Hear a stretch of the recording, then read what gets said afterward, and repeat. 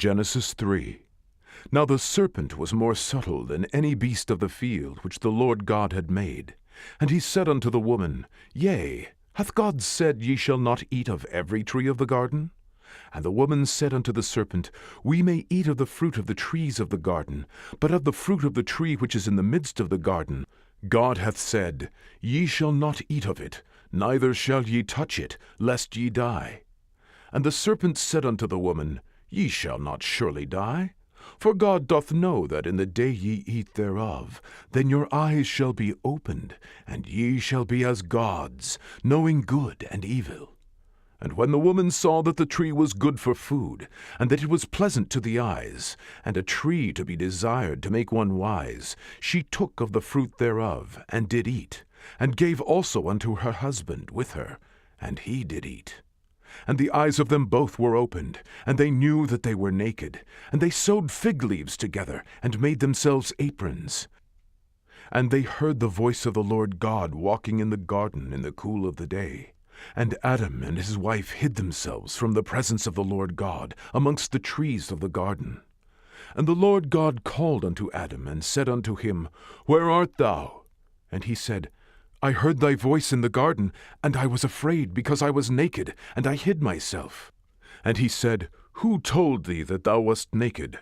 Hast thou eaten of the tree whereof I commanded thee that thou shouldest not eat? And the man said, The woman whom thou gavest to be with me, she gave me of the tree, and I did eat. And the Lord God said unto the woman, What is this that thou hast done? And the woman said, The serpent beguiled me, and I did eat. And the Lord God said unto the serpent, Because thou hast done this, thou art cursed above all cattle, and above every beast of the field. Upon thy belly shalt thou go, and dust shalt thou eat all the days of thy life. And I will put enmity between thee and the woman, and between thy seed and her seed. It shall bruise thy head, and thou shalt bruise his heel. Unto the woman he said, I will greatly multiply thy sorrow and thy conception. In sorrow thou shalt bring forth children, and thy desire shall be to thy husband, and he shall rule over thee. Unto Adam he said, Because thou hast hearkened unto the voice of thy wife, and hast eaten of the tree of which I commanded thee, saying, Thou shalt not eat of it.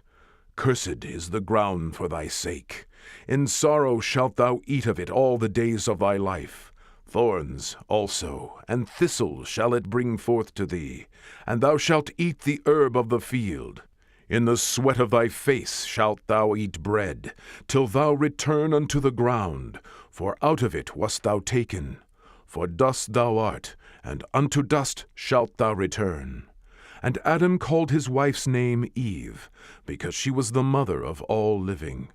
Unto Adam also, and to his wife, did the Lord God make coats of skins, and clothed them. And the Lord God said, Behold, the man is become as one of us, to know good and evil.